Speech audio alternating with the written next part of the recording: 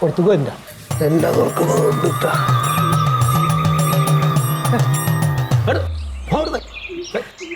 ഇപ്പൊ അവിടെ വന്നൊരു തുമ്മല് തുമ്പിയതൊക്കെ ലോകത്ത് ഒക്കെ പരക്കും.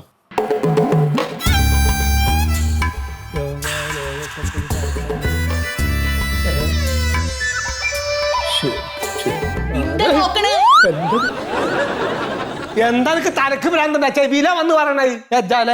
പിന്നെ കണ്ണില് പറയാൻ പറ്റുമോ?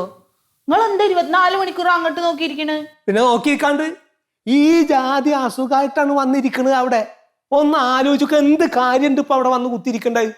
എന്റെ പാപ്പ, ആ വീടും ഈ വീടും തമ്മിൽ ഇത്ര ദൂരല്ലേ? ഏടി വെച്ചാല് ഈ ദൂരം ഒന്നും കൊറോണക്ക് അറിയൂല. ഒറ്റ തുമ്മല് മതി, ആ പരിസരം മുഴുവൻ അങ്ങോട്ട് പരക്കും. ഓരോരോ പണി കാട്ടി കൂട്ടണത്. ഓനിക്കിപ്പോ അവിടെ നിന്ന് കുത്തി കെട്ടിട്ട് ഈ ഗുജറാത്ത് നിന്ന് കുത്തി കെട്ടി ഇങ്ങോട്ട് വരേണ്ട വല്ല കാര്യമുണ്ടോ? ഉണ്ടോ? ഒരു ഇത്തിരി നന്മ മനസ്സിലുള്ളവനാണ് ചിങ്ങി അവനവനൊക്കെ വന്നു. അപ്പൊ എന്ത് വേണം? ആടങ്ങി ഒതുങ്ങി അവിടെ ഞങ്ങട് കഴിയണ്ടേ? മരിക്കച്ച മരിക്കും. അല്ലാണ്ട് അസുഖമൊന്നുമില്ല. ഓരോ അതെ, എന്റെ പ്യാരിയേറ്റൻ കൂരിയേറ്റൻ എന്ന് പറഞ്ഞിട്ട് ഇവിടുന്നാട്ടഞ്ച് വല്ല കിന്നാരത്തിന് അറിഞ്ഞാല് കജ്ജും കാലി അത് തല്ലി മുറിക്കും ഞാൻ. അജ് മനസ്സിലാക്കിക്കോട്ടെ. എന്റെ ഇതൊക്കെ മനസ്സിലാവുന്നുണ്ട്.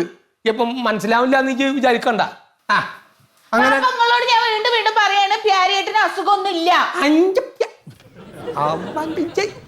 ആരാ അനക്ക് പിന്നെ വേണ്ട അത് ഓനെ എന്താ ഉദ്ദേശിക്കണേ? ഓനക്ക് അസുഖം ചെയ്യാൻ എനിക്ക് അങ്ങനെ അറിയൂ. 10-28 ദിവസം കഴിഞ്ഞിട്ടാണ് പല ആൾക്കാർക്കും അസുഖം ഉണ്ടോ ഇല്ല എന്ന് തന്നെ തെളിയണത്. അപ്പൊ അങ്ങനെ കുറച്ച് കഴിഞ്ഞിട്ട് ഇതുണ്ട് എന്ന് പറഞ്ഞാല് അപ്പൊ അതിന്റെ ഇടക്ക് പരിചയപ്പെട്ടവർക്കൊക്കെ കിട്ടിക്കോട്ടെ എന്നോ? അതിനിപ്പോ ആരുടെ പുറത്തൊന്നും ഇറങ്ങണില്ല. പാവുണ്ട്, അത് അതിന്റെ ഉള്ളിൽ അടച്ചിരിക്കുക. എന്റെ പാവുണ്ട് എന്നുള്ള വർത്താനാണ് എനിക്ക് കേൾക്കാൻ പറ്റാത്തത്. എന്റെ ഒരു പാവുണ്ട്, പാവ അച്ഛാതി പണി കാണിക്കൂലടി. അടങ്ങി ഒതുങ്ങി ഒരു പാത്ത അവിടെ നിൽക്കണ്ടായിരുന്നു. അല്ലാണ്ട് ഇങ്ങോട്ട് ഓടി ഇങ്ങോട്ട് നാട്ടിലേക്ക് ഇങ്ങോട്ട് ഇറങ്ങി വരികയല്ല ചെയ്യാ, ലോകത്തുള്ളവർക്കൊക്കെ അസുഖം കൊടുക്കാൻ വേണ്ടി. അപ്പൊ നിങ്ങൾ ഇവിടെ ഇരുന്ന് ഇങ്ങനെ നോക്കിക്കോ. ഞാൻ നോക്കും. നോക്കിക്കോ.